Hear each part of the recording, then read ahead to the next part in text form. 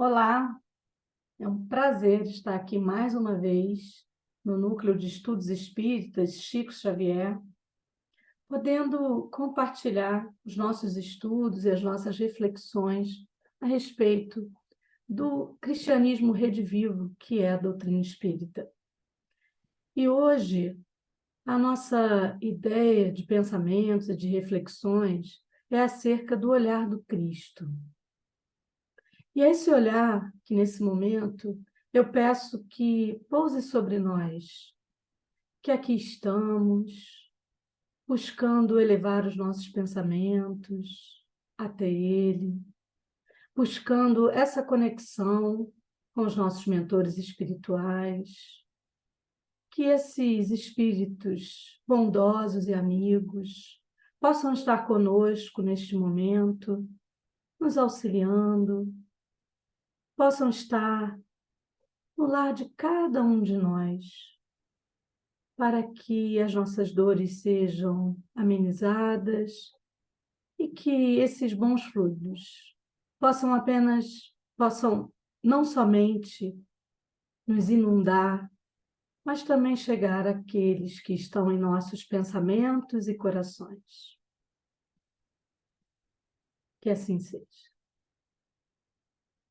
E é assim, imbuídos desse pensamento, dessa reflexão sobre a importância de Jesus em nossas vidas, que eu convido a todos para que nos reportemos ao Mar da Galileia, num fim de tarde, num início de anoitecer, no momento em que um homem anda nas cercanias desse lago tão importante na história do cristianismo,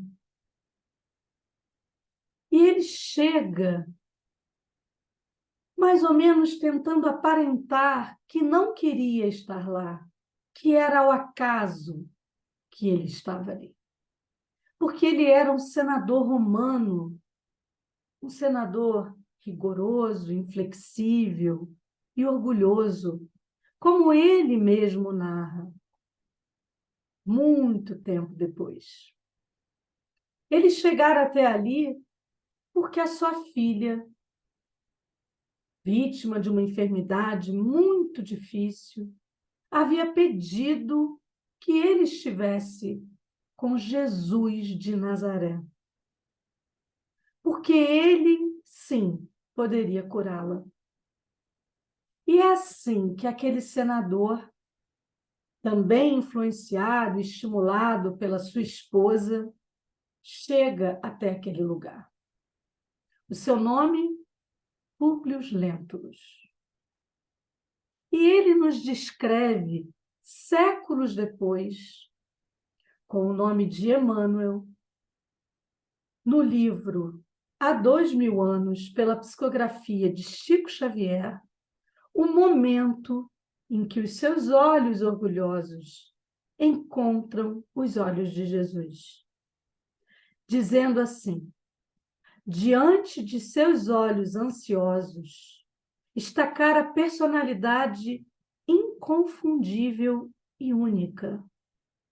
Tratava-se de um homem ainda moço, que deixava transparecer nos olhos, profundamente misericordiosos, uma beleza suave e indefinível. Porque esse olhar profundamente misericordioso consegue enxergar em nós, e enxergou em Públio Lentulus, algo que nem ele conseguia enxergar. Naquele momento, nós podemos pensar o que ele viu no senador. E vamos deixar essa pergunta ecoando em nossos corações. E vamos nos ater a esse olhar misericordioso. Quando a gente pensa no significado da palavra misericórdia, ter compaixão, a compaixão do coração, significa ter a capacidade de sentir aquilo que a outra pessoa sente. aproximar seus sentimentos dos sentimentos de alguém, ser solidário com as pessoas. Então, Jesus, dentro da sua imensidade de conhecimento, dentro da sua elevação de sentimentos, ele é capaz de ter esse olhar de misericórdia que sente o que verdadeiramente sentimos. E que mesmo quando escondemos de nós aquilo que somos e que sentimos, que procuramos esconder dos outros e de nós, Jesus consegue enxergar o que realmente somos. E não faz julgamento, ele nos compreende. Então, como é esse olhar? Como tem sido esse olhar? Né? E o que ele é capaz de conduzir a partir dele, o que pode acontecer na vida de cada um de nós, né? Então, por exemplo, como era o olhar de Jesus sobre Maria Madalena ou Maria de Magdala, né? Conforme nos narram os autores desses livros. E aqui eu trago. Então, vamos pensar nessa mulher. Essa mulher que vivia numa das cidades junto do lago de Genezaré, cidade de Magdala, né? Num palacete, uma pessoa que vivia numa região que a gente pode dizer, né, que era muito movimentada, mas também muito degradada, né? Moralmente muito degradada. Mas Jesus, quando encontra Maria de Magdala, né, quando ela vai até o encontro dele, ele enxerga naquela mulher todo o passado dela. O passado, né, de uma adolescente que vê os seus pais morrerem, que se vê vendida como escrava em Jerusalém e que sofre todo tipo de humilhações por conta disso. Aos 15 anos, e isso quem nos conta é o Divaldo Franco, né, no livro Sexo e Consciência, aos 15 anos, ela é iludida por um homem por quem ela se apaixona e, na verdade, ela acaba indo parar em um prostíbulo. E assim inicia a vida de prostituta de Magdala. E dessa forma, ela conseguiu todos os bens materiais que ela poderia conseguir, que ela poderia almejar. Por isso que depois, em Magdala, ela vive num palacete, né? Quando ela se transfere para lá. Então, ela possuía tudo o que o dinheiro podia comprar. Ela tinha quase tudo. Ela só não tinha paz de espírito. Ela era uma pessoa caridosa, porque ela entendia o que o outro passava, né, as necessidades do outro. Então, ela, por ser infeliz, ela compreendia essa dor dos sofredores, ela se apiedava deles, mas ela vivia essa vida, né, desregrada, essa vida muito do mundo, né, das ilusões do mundo. No entanto, essa era uma vida vazia. Né? Como eu disse, ela não se sentia feliz dentro dessa vida. Ela ainda tinha problemas graves de saúde, né? O que a gente poderia chamar hoje de um transtorno bipolar. Então, ela oscilava muito nas suas emoções. E a gente sabe, né? Porque o Evangelho nos fala, que ela sofria uma grave obsessão também. Então, tudo isso contribuía para essa falta de felicidade, para essa falta de paz de espírito que ela vivia.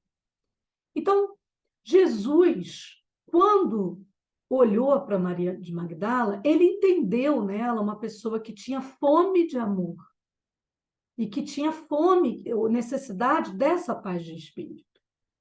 Então, quando ela encontra Jesus, aquele olhar a transformou e, a partir dali, Maria de Magdala passa a buscar ser uma outra pessoa, buscando a sua felicidade não mais nas questões da matéria, mas sim nas do espírito. E o que a gente entende, o que a gente lê, é que essa pessoa foi uma pessoa que se transformou profundamente. De todos os seus discípulos, nenhum teve a vida tão transformada quanto Maria Madalena, né? A partir desse encontro com Jesus. Quando ela conversa com Jesus, ela pede a ele, né? Como é que vai ser? Como é que eu posso viver a partir de agora? E Jesus pede a ela que ela ame aos filhos. E ela diz, mas eu não tive filhos. Não, são todos os filhos de Deus, os filhos que não têm mãe e as mães que não têm filhos. Que ela exemplifique renúncia, abnegação e coragem. Porque Jesus entende que a questão do equívoco, a questão do erro, não é uma questão de nós nos colocarmos como juízes daquelas pessoas. Por quê?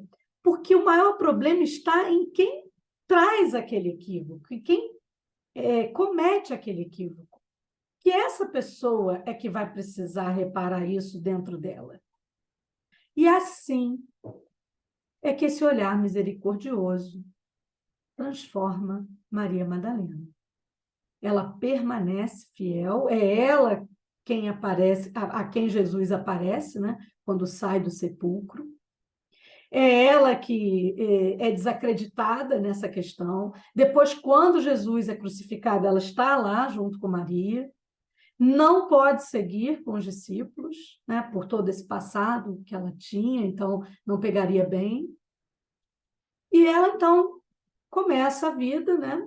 Começa a trabalhar ali em Magdala, também em Dalmanuta, até que chegam um grupo do que se chamava na época de leprosos, né? Hoje a gente fala rancenianos, e esse grupo chega querendo saber de Jesus. E ela, então, vê a sua utilidade junto àquele grupo, que era o grupo rechaçado, era o grupo excluído.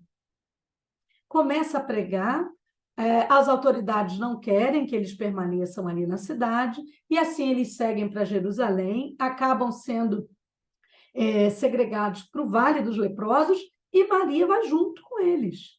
Maria Madalena permanece com eles, até que ela mesma acaba sendo contaminada, né?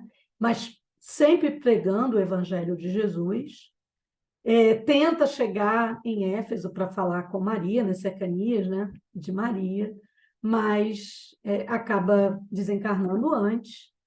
E passam-se, então, 20 anos desde que isso tudo aconteceu, e ela, quando desencarna, aí o livro Boa Nova nos fala que quem a recebe é Jesus, né? E ela depois vai reencarnar como Santa Teresa d'Ávila. Então, uma pessoa que tem a sua vida totalmente transformada. Como é o nosso olhar, ou como seria o nosso olhar?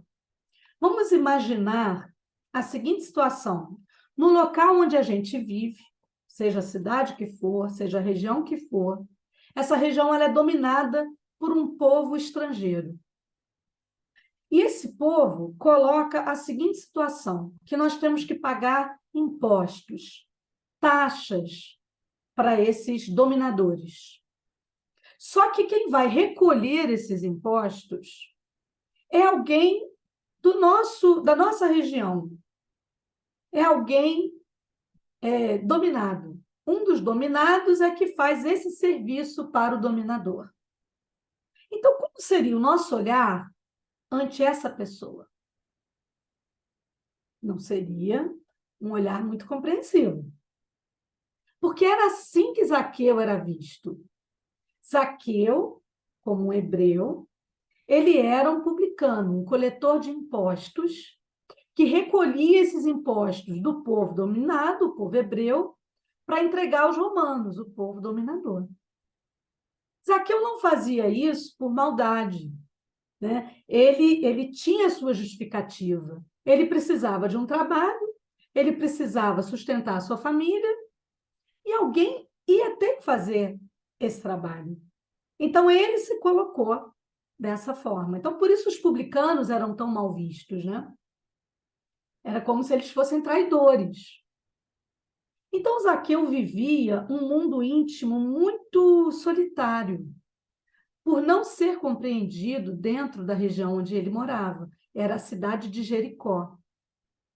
Zaqueu era uma pessoa também caridosa, era uma pessoa também solitária, então, né, no mesmo exemplo ali de Maria de Magdala, que procurava atender aqueles que pediam, né, auxílio a ele, e que dessa maneira, quando ouve falar de Jesus, que Jesus se sentava à mesa, né, ou ceava ali, se alimentava com os publicanos, fariseus e publicanos, que mais? Havia um publicano seguidor de Jesus, que era Mateus, né? Levi, que passa a ser denominado Mateus, o evangelista Mateus, era publicano. Então ele se enche de esperanças. Nossa, tem alguém que vai me entender, tem alguém que não vai me julgar. Então eu preciso encontrar essa pessoa, né? Sempre colocando aqui as referências dos livros onde aparecem essas histórias aqui que eu trago para vocês, tá? Que eu compartilho. Então, dentro dessa sede de amor, dentro dessa ansiedade por afeição, quando ele ouve, né, que Jesus iria passar por Jericó, e mais, ele conhecia o famoso cego de Jericó, que era Bartimeu, e Jesus o havia curado, ele segue, então, para encontrar Jesus. Só que tinha uma multidão. E Zaqueu, ele não tinha, ele era de baixa estatura, ele não era uma pessoa muito alta para conseguir ver acima da multidão. Então, essa é a cena famosa, né? Que Zaqueu, para ver Jesus no meio da multidão, ele sobe numa figueira, numa árvore, num sicômoro. Só que quando ele sobe nessa árvore, Jesus o vê. Não só ele vê Jesus, mas Jesus o vê. E Jesus diz a ele: Zaqueu, desce depressa, porque hoje me convém pousar em tua casa. E Zaqueu, então, né, na mesma hora, foi solícito e encontrou Jesus, e realmente Jesus vai até a casa de Zaqueu, onde lá se alimenta, e lá eles conversam. E Zaqueu, então, se justifica. Ele fala, né, das funções que ele tem, mas fala também do quanto ele procura usar, de como ele procura usar os recursos que ele tem, porque ele tinha, né, uma condição financeira boa. Então, várias famílias eram também empregadas por ele. Então, ele procurava, né, ele tinha. O que a gente pode entender da vida de Zaqueu é que ele já compreendia o que era servir a Deus e a Mamon, que os recursos que ele tinha disponíveis eram de Deus, efetivamente, e que cabia a ele usar esses recursos para auxiliar os outros, né? Então, aonde ele entesourava, né, no céu ou na terra, a gente compreende que ele já tinha um preparo, né, um progresso espiritual que fazia com que ele compreendesse a importância da movimentação dos bens materiais no auxílio aos irmãos em humanidade, né? Então, enquanto o nosso olhar talvez encarasse Zaqueu, né, como um traidor, Jesus entendia alguém capaz de usar os recursos ou os talentos, como a gente também pode falar, né, em benefício do outro, né, em benefício da humanidade. Será que se a gente fosse formar um grupo de seguidores de Jesus, a gente iria chamar um homem rude, um pescador humilde para fazer parte desse grupo?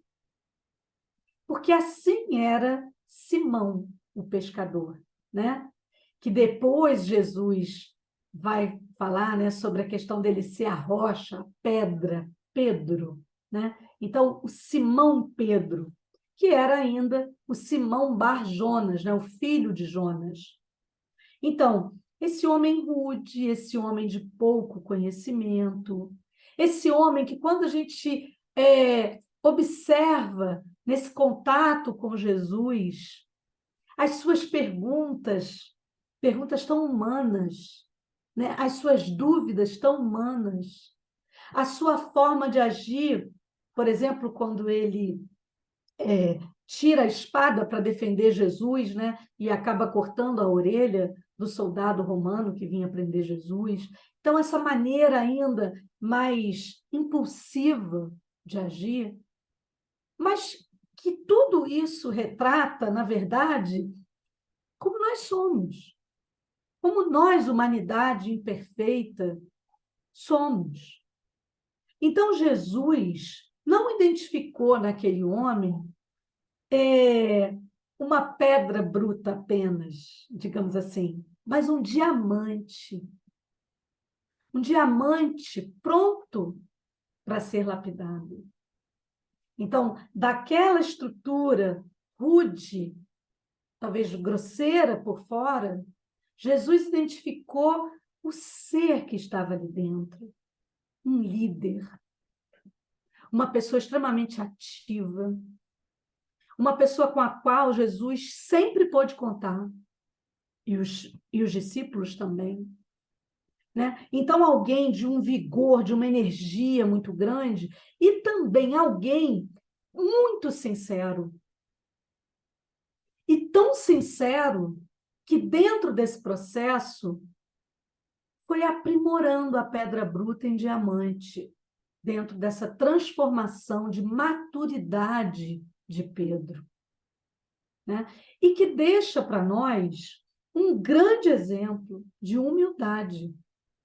Porque é aquele Pedro que nega Jesus 3 vezes, dizendo que ele não iria fazer isso, que então tem que continuar nessa vida após isso ter acontecido, exercendo o exemplo do auto-perdão, que é isso que a gente vê nele, e continuando.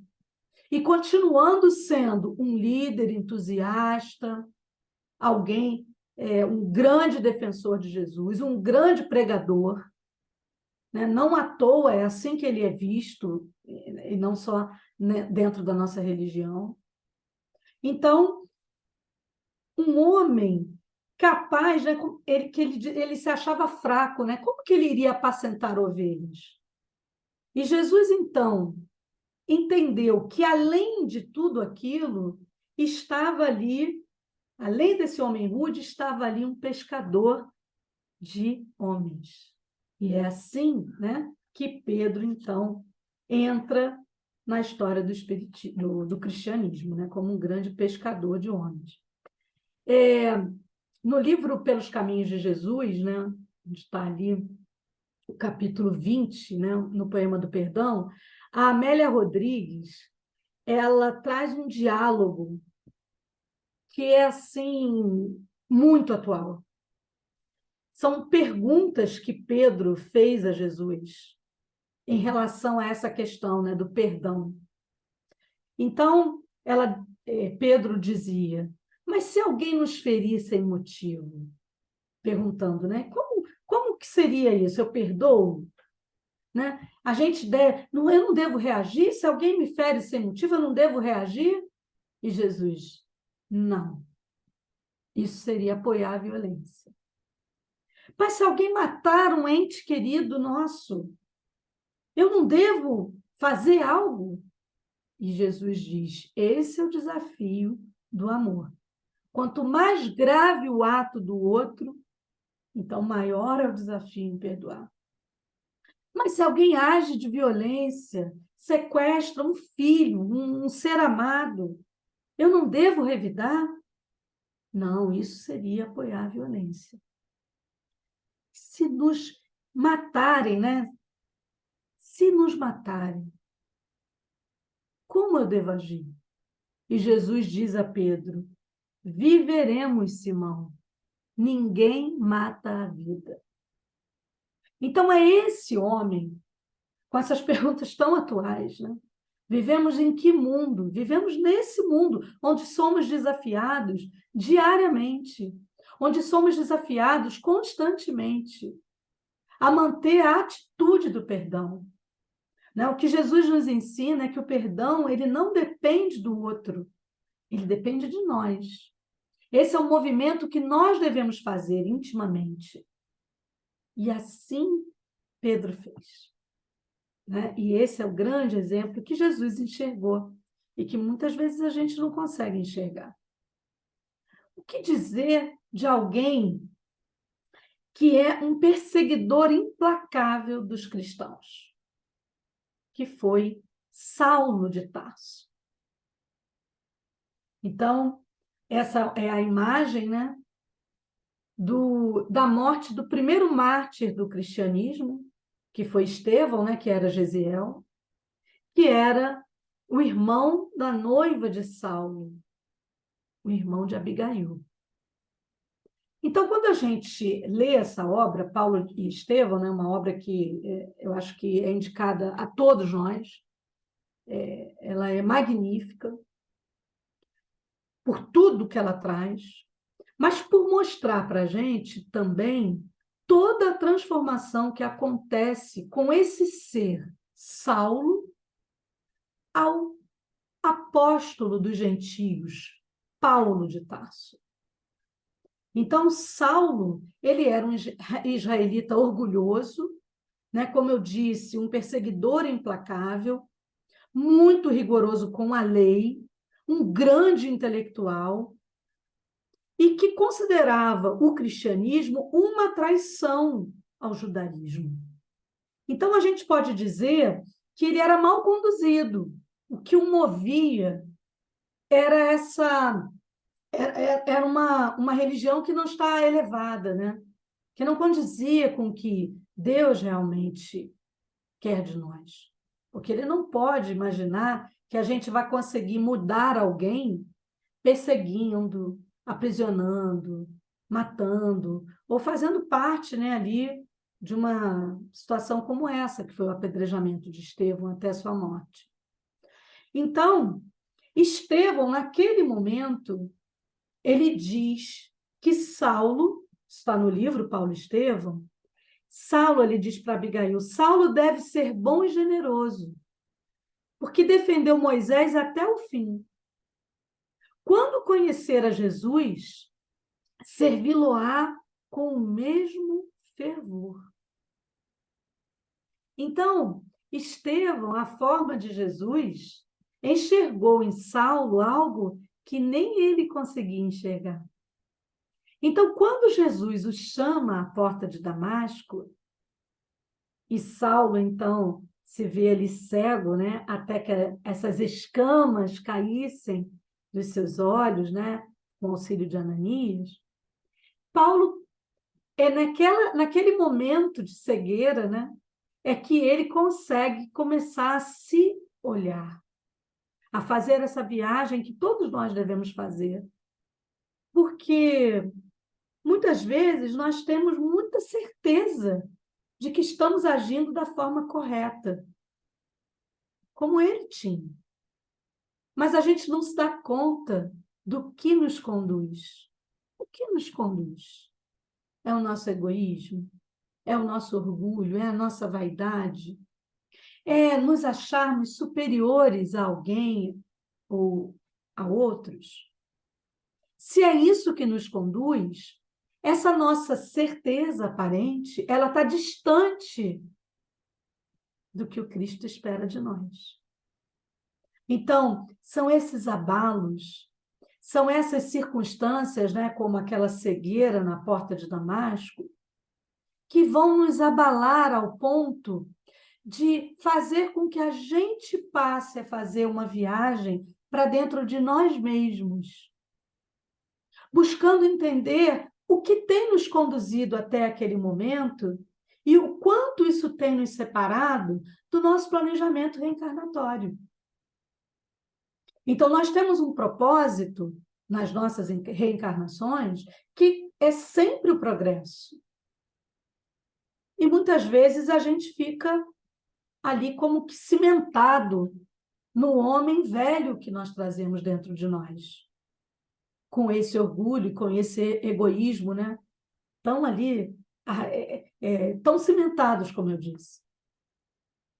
Então, são essas situações que, aparentemente, a gente pode dizer, nossa, quanto problema, quanto sofrimento, né? Quanta desgraça está acontecendo, e que, na verdade, isso tudo vai ser o que vai garantir com que a gente mude a trajetória.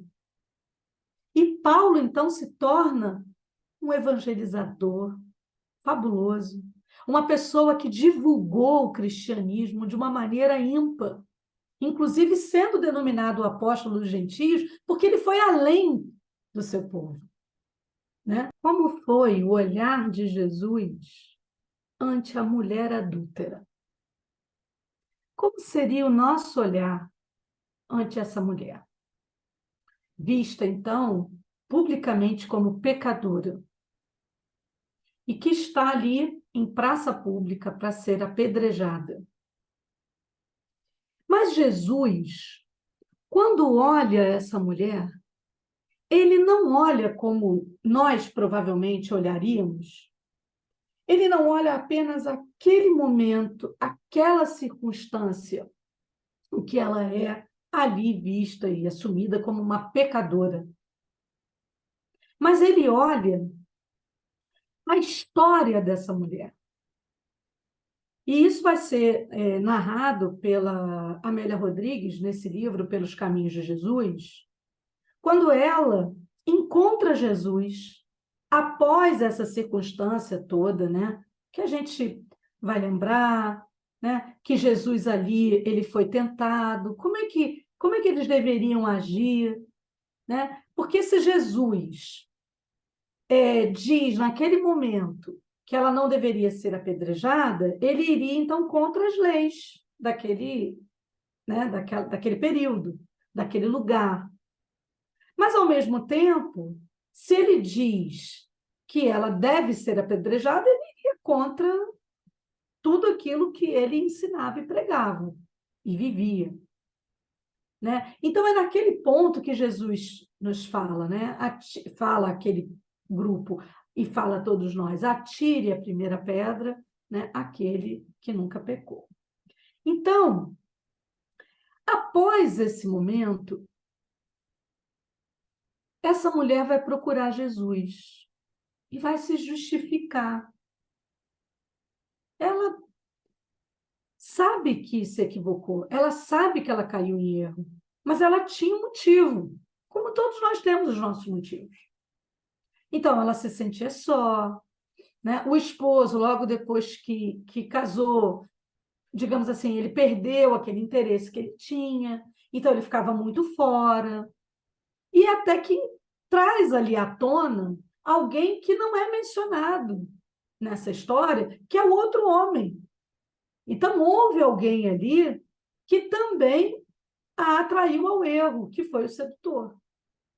Então, a gente tem ali, né, nessa história narrada agora com mais detalhes, os diferentes personagens e a responsabilidade de cada um. Então, como olhar apenas uma dessas personagens ali na praça pública para ser apedrejada, esquecendo os outros? E aí era isso que, né, a sociedade da época fazia, e é isso que a gente vê ainda. Então, quando essa mulher procura Jesus, Jesus enxerga, como já tinha enxergado ali na praça, né, naquela circunstância, ele enxerga para além daquela pessoa que simplesmente cometeu ali o erro. Mas ele enxerga um ser humano com suas virtudes, com suas qualidades, com os seus erros. E quando ela se dispõe a procurar Jesus, ela está buscando um novo caminho. Então, ela percebeu o que aconteceu. Ela se arrependeu. Esse arrependimento, ele é importantíssimo no nosso processo de reparo dos erros. Ele só não deve ser digamos assim, congelado como um arrependimento que se transforma numa culpa. Porque a culpa, ela não faz com que a gente consiga, ela faz com que a gente não consiga se movimentar. A gente vai ficar fixado naquela situação, naquele tempo. Então, é importante que desse arrependimento, a gente logo busque esse reparo. Então, e esse reparo, ele depende de um movimento da gente. Porque quando a gente infringe alguma lei divina, isso a gente vai ter que fazer essa reparação com o universo. Muitas vezes a gente se coloca, né, como quem vai apedrejar, como se aquilo fosse fazer algum reparo, e não vai fazer reparo algum. A gente só vai também cometer mais um erro. Então, quando ela procura Jesus, esse caminho de reparação começa a ser tratado, começa a ser traçado. Então ela diz assim para Jesus: com sede de ternura, embriaguei-me de sensualidade. Ansiosa pela água pura do amor, chafurdei no lodaçal dos desejos doentios. Mas agora ela está abandonada. Agora ela não tem um lar, ela foi desprezada publicamente, ela é alvo de zombarias, então ela pede a Jesus um roteiro. E Jesus diz: cometido o erro, ele passa a pesar na economia social e a sobrecarregar a consciência culpada. Então, o que agora acontece é: que circunstâncias você vivia? Todos vocês estavam em erro. Aquele seu marido também não vai conseguir te ajudar agora. Ele também estava doente, ele também está doente. E ela então acaba procurando, né, esse caminho de reparação, auxiliando o próximo.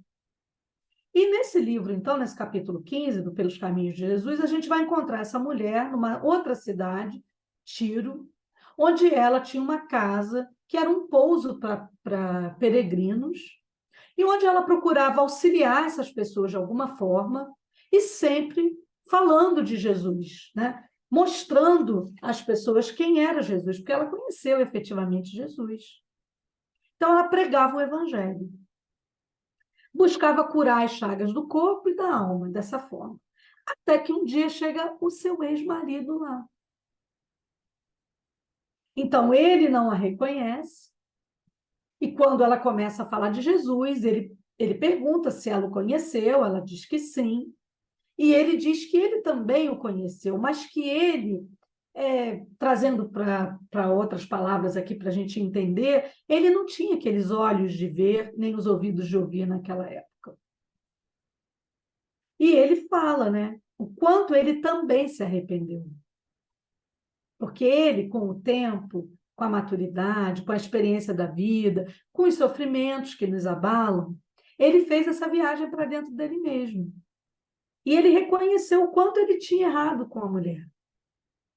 Então, um capítulo muito bonito, né? Porque ela fala que agora eles já conhecem Jesus. Ela não se mostra até aquele momento, mas fala que eles já conhecem Jesus. Como seria o nosso olhar vendo um mendigo na rua, cego, chamado Bartimeu, né, o filho de Timeu, e que é conhecido no Evangelho como o cego de Jericó, que eu falei um pouquinho aqui, né, porque Zaqueu o conhecia e o auxiliava. Então, qual é o olhar que a gente tem? O olhar da humanidade para uma pessoa que vive assim nas ruas, né, que tem uma deficiência, não existe, porque essas pessoas são invisíveis para nós. Esses são os invisíveis do mundo. Mas Jesus não enxergava no cego de Jericó um ser invisível. Ele enxergou naquele homem um ser pronto. Quando Bartimeu vivia pelas ruas, ele era o que a gente pode dizer como uma pessoa que sofria uma profunda depressão. Ele não vivia, ele não tinha, como se diz assim, ele era um morto que respirava, porque ele não era feliz, ele não tinha um propósito na sua vida, então ele só ia passando. e, de alguma forma, sobrevivendo, né? Então, sobrevivia ali aquele corpo cansado, que não tinha um ideal na vida, e aí ele soube que Jesus viria a Jericó. Então, quando Jesus... desculpa. Então, quando Jesus vem passando, né, e ia passar por onde ele estava, né, ele sente aquele fiapo de fé, né, como se fala, aquele estímulo, e ele grita para Jesus assim: Jesus, filho de Davi, tem piedade ou tem misericórdia, né, de mim. E quem estava com Jesus pede para ele ficar quieto, para ele ter compostura, né? E ele continua gritando, né, chamando: Jesus, filho de Davi, tem piedade de mim. Até que Jesus, então, vai até ele, o chama, né? E fala, né? Que queres que te faça? Como essa pergunta é importante. Porque Bartimeu tinha a resposta. Ele diz para Jesus que eu veja. E Jesus responde: vai, a tua fé te salvou. Esse homem nos traz tantos exemplos. Essas são passagens tão pequenas no Evangelho. Mas quantos exemplos? Primeiro, ele reconhece a sua enfermidade. Ele sabe da sua cegueira. Se a gente fosse pensar lá atrás, naquele primeiro momento da nossa conversa, aquele senador Públio Lentulus não tem noção da cegueira espiritual que ele vivia. Então, esse homem pobre, esse homem, né, da rua que esmolava, ele sabia. Então, é um reconhecimento da sua enfermidade. Em seguida, né, o chamar Jesus, porque no desespero a gente também chama. Mas quando Jesus pergunta a ele: que queres que eu te faça? Ele também sabia a resposta. E eu me pergunto, né?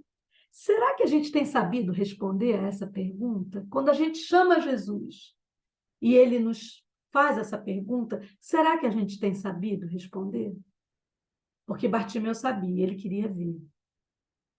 E Jesus sabia que ele já estava pronto, né? E assim ele passa a seguir Jesus, tá?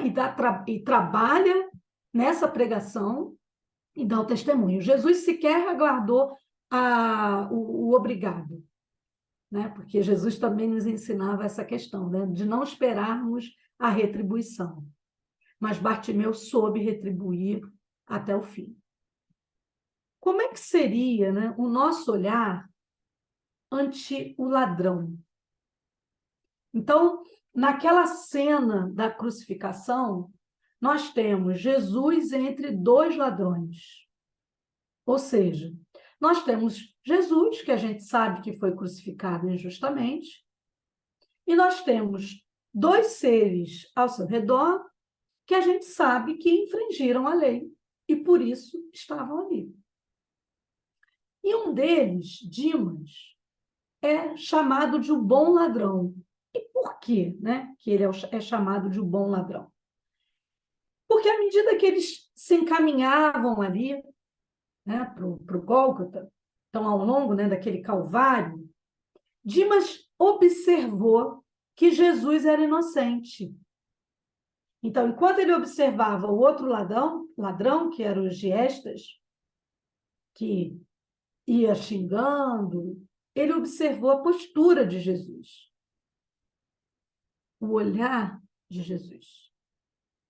O olhar de Jesus sobre Dimas, que fez com que ele fosse se observando. Se a gente olha, né, eu nem coloquei aqui nas referências, mas no livro Vivências do Amor em Família, o Divaldo vai nos contar também como o Dimas era na intimidade. Ele era um bom filho, só que ele sempre enganou a mãe.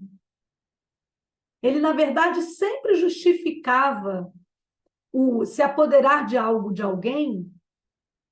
De alguma forma, ele se justificava, ele não assumia esse erro, ele não assumiu a vida toda.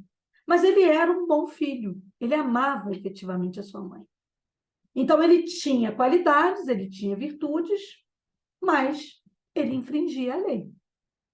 E é naquele momento que ele vai observando que ele fez muita coisa errada.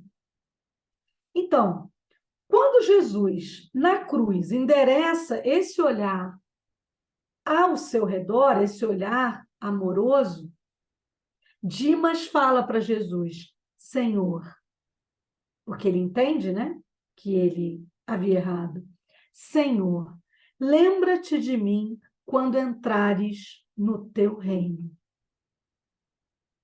Isso quer dizer que Dimas estava arrependido. E Jesus entendeu isso. Esse eu acho que é uma lição para nós de que sempre é tempo. Muitas vezes nós, na nossa vaidade, nós julgamos o tempo dos outros. Às vezes na nossa ignorância mesmo. Então a gente acha que se alguém passa por uma situação, né, limítrofe, ali no que seria chamado de o fim da vida, o fim desta vida, a gente acha que seria melhor que fosse de outra forma.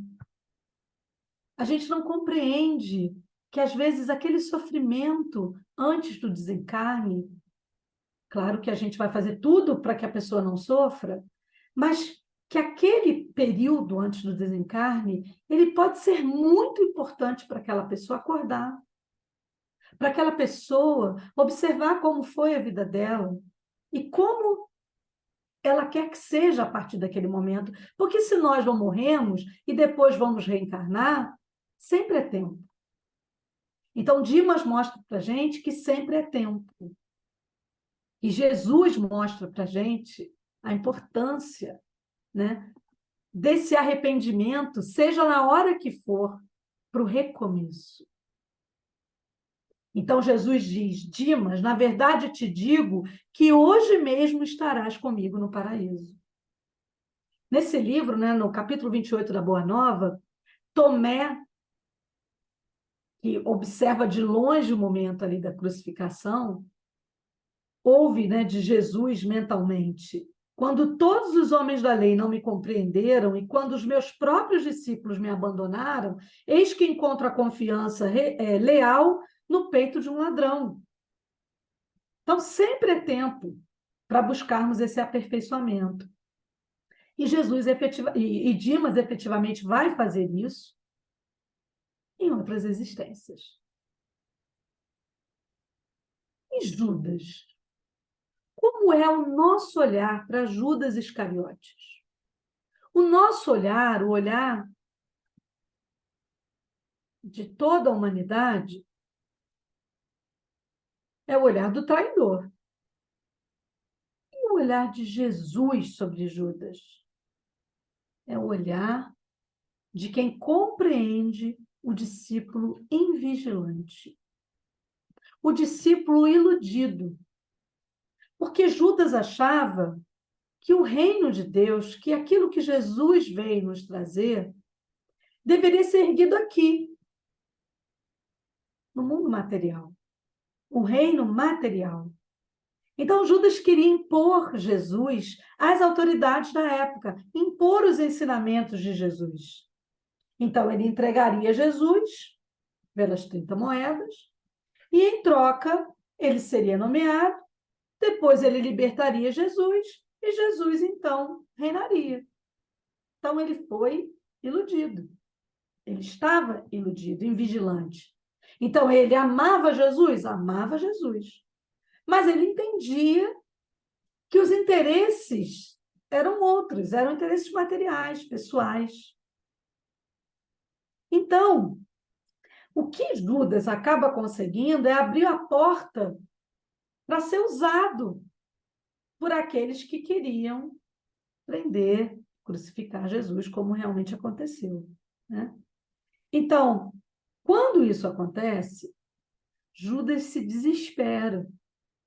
E ele vai até aquelas autoridades, né, com as quais ele tinha feito a negociação para entregar Jesus, se arrepende, chora muito, mas nada, ninguém mudou nada. Ainda devolvem as moedas. E Judas é, então, tomado de um remorso atroz, porque ele compreende que ele havia sido invigilante. E ele acaba, então, dando cabo da própria vida. O que vai, então, ser necessárias ainda várias reencarnações para ele conseguir resolver tudo isso. Então, esse olhar de Jesus sobre Judas é também o olhar de Maria sobre Judas. Na poesia de Maria Dolores, sob a psicografia do Chico Xavier, chamada Retrato de Mãe, que eu quero apenas falar aqui duas partes, a gente vê como Maria compreendia esse olhar misericordioso que nós devemos ter, né? Aliás, Maria é o exemplo de misericórdia. Se a gente lê o livro Memórias de um Suicida, a gente lê ali todo o trabalho que é feito de Maria, da sua legião, aos suicidas. Então, é um olhar de misericórdia. Então, nessa poesia, no início, vem assim: depois de muito tempo, sobre os quadros sombrios do Calvário, Judas, cego no além, errava solitário. Era triste a paisagem, o céu era nevoento. Cansado de remorso e sofrimento, sentara-se a chorar. Nisso, nobre mulher de planos superiores, nimbada de celestes esplendores, que ele não conseguia divisar, chega e afaga a cabeça do infeliz. Em seguida, num tom de carinho profundo, quase que em oração, ela lhe diz: meu filho, por que choras? Acaso não sabeis? Replica o interpelado, claramente agressivo. Sou um morto e estou vivo. Matei-me e novamente estou de pé. Sem consolo, sem lar, sem amor e sem fé. Não ouvistes falar em Judas, o traidor? Sou eu que aniquilei a vida do Senhor. E no fim, Maria Dolores nos diz: ainda assim, disse a dama docemente, por mais que me recuses, não me altero. Amo-te, filho meu, amo-te e quero ver-te de novo, a vida maravilhosamente revestida de paz e luz, de fé e elevação. Virás comigo à terra, perderás pouco a pouco o ânimo violento. Terás o coração nas águas de bendito esquecimento, numa nova existência de esperança. Levar-te-ei comigo a remansoso abrigo, dar-te-ei outra mãe, pensa e descansa. E Judas, nesse instante, como quem olvidasse a própria dor gigante, ou como quem se desagarra de pesadelo atroz, perguntou: quem sois vós? Quem me falais assim, sabendo-me traidor? Sois divina mulher irradiando amor, ou anjo celestial de quem presinto a luz? No entanto, ela, a fitá-lo, frente a frente, respondeu simplesmente: meu filho, eu sou Maria, sou a mãe de Jesus.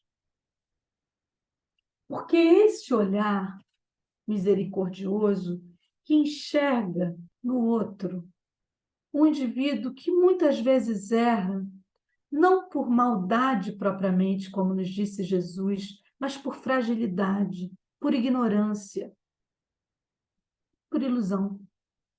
Então, quando voltamos naquela primeira pergunta, o que Jesus enxergou naquele senador Públio Lentulus? Enxergou um futuro brilhante como guia de Chico Xavier, como esse anjo da guarda que direcionou a mediunidade de Chico Xavier com Jesus, ao ponto de fazer com que a maioria dos livros que foram trazidos aqui hoje para os nossos estudos e para as nossas reflexões viessem desse ser, dessa mediunidade de Chico Xavier. Então, muitas vezes, onde o nosso olhar enxerga algo que acabou, Jesus nos mostra, através desse olhar misericordioso, algo que pode ser mudado, transformado. Então, que nós possamos enxergar em nós próprios também a possibilidade da renovação após tantos enganos, tantos equívocos, que possamos exercitar esse auto-perdão e recomeçar a partir de agora. E como nos disse Emmanuel, nessa página, o olhar de Jesus, recordemos o olhar compreensivo e amoroso de Jesus, a fim de esquecermos a viciosa preocupação com o argueiro, que por vezes aparece no campo visual dos nossos irmãos de experiência. O Mestre Divino jamais se deteve na faixa escura dos companheiros de caminhada humana.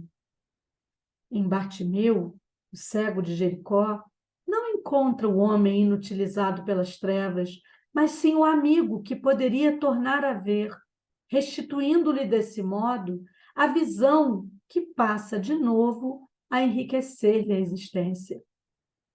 Em Maria de Magdala, não enxerga a mulher possuída pelos gênios da sombra, mas sim a irmã sofredora e, por esse motivo, restaura-lhe a dignidade própria, nela plasmando a beleza espiritual renovada que lhe transmitiria mais tarde a mensagem divina da ressurreição. Em Zaqueu, não identifica o expoente da usura ou da apropriação indébita, e sim o missionário do progresso, enganado pelos desvarios da posse, e por essa razão devolve-lhe o raciocínio à administração sábia e justa. Em Simão Pedro, no dia da negação, não se refere ao cooperador enfraquecido, mas sim ao aprendiz invigilante, a exigir-lhe compreensão e carinho, e por isso transforma-o com o tempo no baluarte seguro do evangelho nascente, operoso e fiel até o martírio e a crucificação. Desculpem. Em Judas, não surpreende o discípulo ingrato, mas sim o colaborador traído pela própria ilusão.